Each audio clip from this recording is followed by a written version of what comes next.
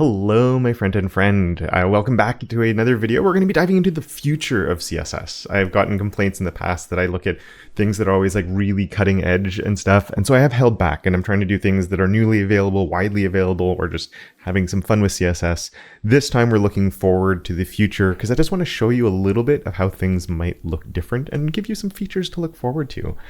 These all work in Chrome currently as well. So if you want to play around with this stuff, you can. I'll link to this demo down in the description. And right now, if you're writing CSS, it might look something like this with lots of custom properties scattered throughout. And if I go and take a look at my base styles, I have all these custom properties that I can use. Here's my font sizes and my spacing. I've used Utopia. I'll link that in the description as well to create these fluid type scales. And I have my spacing and everything else set up here. But the way things might change a little bit is with function. And I'm going to jump on over to this spacing doc that I have right here, or document CSS file. And in this file, you'll see I'm using a @function. And so right away, this looks a little bit different, but it's similar to what I had before. I'm not using fluid styles just to make it a little bit easier to look at. And I don't think this is necessarily like this huge improvement right now. We're going to step things up slowly. We're going to start with this, go into the type because it's kind of cool there. And then we're going to look at media queries because I think it's going to be something people really like there. But I just want to give an idea of how a function works. So we have the function, then we have the name of the function. It's like a custom property with a double hyphen at the front. But then we have this, which is the argument that comes. And then we have a result, and I'm using an if in here. So if is in, we have if in CSS now, so an if function. So if our style of size, so the argument we pass through here is extra small, we can put a spacing of 4 pixels, then 8, 16, 32, etc. So let's try using that. I'm going to come down onto this card, and instead of a padding of space medium, let's come in here. I can just put space, and then I can put MD here. And we should see, there we go, we got some spacing coming on. And let's update that to LG to make it bigger. And we get the idea.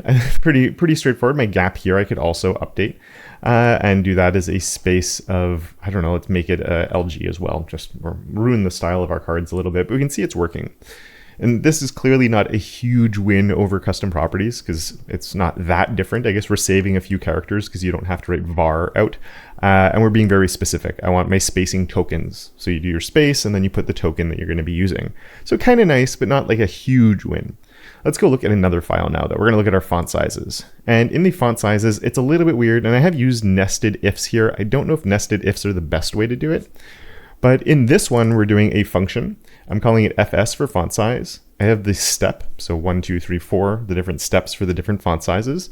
And then I have this fluid one right here. So this is an argument that has a fixed value, which is the default. So you don't actually have to provide it. It makes this optional if you want to use this or not. And so fluid can either be fluid or fixed. You could put whatever you want here. Like I'm making everything up about this. It's a custom function. I'm doing everything on my own. So I'm saying if the style is step 2, and if it's fluid, we're going to use the fluid value. Else, we're going to use this fixed value that's right here. So we're either, and maybe I should have used the middle value. Anyway, it doesn't matter too much. No, it's bigger too. I don't know. My values are a little bit off in here. I didn't want to spend too much time mucking around with it, but, or that's a -2, I should say. Then we have my -1, my 0 as the system I generally use these days because I get it from Utopia. But yeah, we can set all of these up to look at, if it's this, we have a fluid value, else use the fixed value. This I kind of like because, again, it's not this huge difference, but let's say I come on my body here and I could do this now as instead of my var fs2, I just come here and say it's my font size and it's going to be my step 2. And that should click in, and then let's come to this one and this would be my font size. This one will be a bit smaller, I think. We're going to do my step 5 and we should see it click in. Here we go. And what you'll notice is right now they're not fluid. They're just regular text. But if I do a comma and then do fluid, it's going to use the same step, but the fluid version of it. And again, my sizing of these was a little bit off, so it's not perfectly optimized, but we could fix that to make it a bit better. But now I have fluid type that's coming in here. And so I sort of like this idea of having like this option that you can toggle something on or off within the function. And I completely realize you could just do something, with your custom properties, like a font size of var step 5, and alternatively a font size of var step 5 fluid or something like that, fluid. Though if I did this, I'd probably start here with an, fs step 5 and FS step 5 fluid or something like that. So it's not this like massive change in how we're doing things, but it feels a little bit nicer to be like, oh, I'm specifying a font size, or I'm specifying, you know, these different things instead of just putting a var for everything. Not a huge win, but it's a nice little, I don't know, I feel like this is a little DX win right there. Another thing though that we can do with this, and this is the one I think maybe people are the most excited about, is if ever you've had a media query like this, if you're changing like one value. It's a bit different if you're doing multiple values, but if ever you have one where you're just going from like a stacked layout to something else, I mean, there's nothing wrong with a nested media query. It's completely fine. But I much prefer nested media queries over unnested media queries. But let's go here and we're going to make our own function this time. So I'm going to say an at function. You got to spell function right for this to work. And we hyphen hyphen, and let's just call it MQ small. And my MQ small will take a narrow value and a wide value as arguments. And the reason I want to do that is our result of this will depend on something. So we're going to say if. And if you're doing an if statement, I would really say like write the if out, the if function, and then go in the parentheses and go to a new line. It just makes it so much easier. If we looked at the spacing and at my font size ones, these were all using style queries inside of them throughout.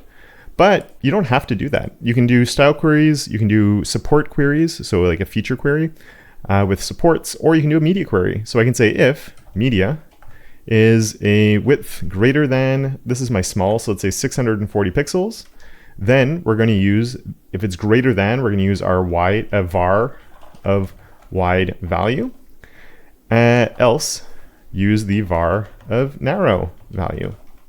And we'll make 3 of these maybe. We'll come here and make another one.